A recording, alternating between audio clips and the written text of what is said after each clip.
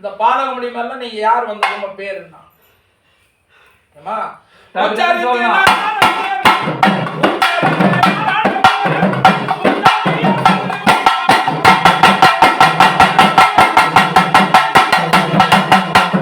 உச்சரித்து நான் அழைக்கும் போது மன வருத்தத்தோடு வந்திருக்கிறீங்க. நீங்க யாரா வந்திருக்கிறீங்க? ராம தேவதை.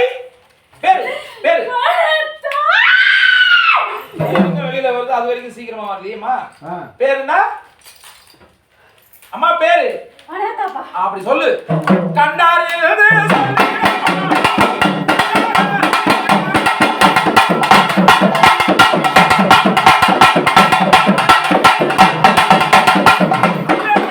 பனையாத்தா கிராம தேவதை. அப்படியே கிடுகிடுன்னு ஊர்வலம். ஆகையினால முடிவால நீங்க இருக்கிறீங்களே, இந்த பாலகனுக்கு இருக்கிற குறைகள் அத்தனையும் தீர்ந்துச்சா இல்லையா?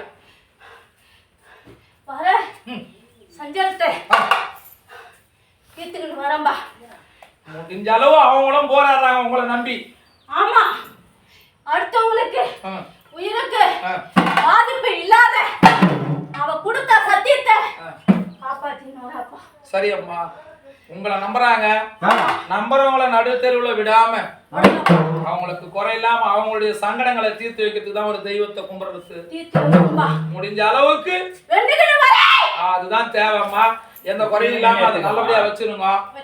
பாலகணங்களுக்கு ஒற்றுமையா வச்சிருங்க. கணவனும் மனைவியும் சஞ்சலங்கள் இல்லாம. அந்த மாலா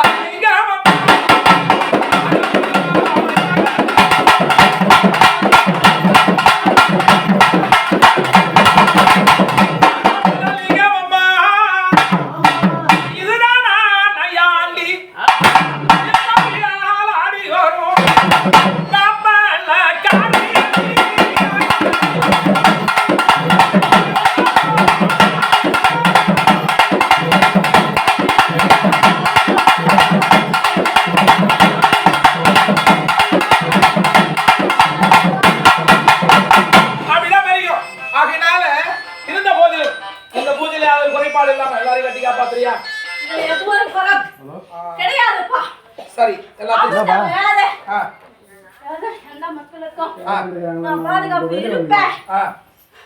ஆரோடு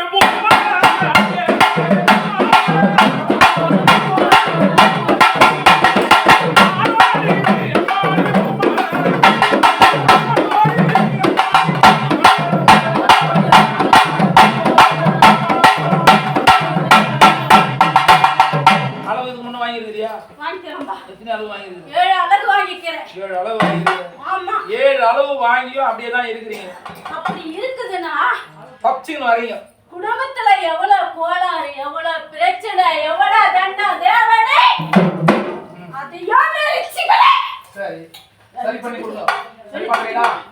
பண்ணுங்க. சரி பண்ண முடியும்னா முடிவால இருக்க முடியாதுன்னா கப்பல. சரி பண்ண முடியும்னா அந்த முடிவால இருங்க. இல்லனா ஒதுங்கிடுங்க. தெய்வம் எதுக்கு? உட்கார்ந்து இருக்கீங்களா? சரி பண்ணி தரீங்களா? பண்ணுங்க.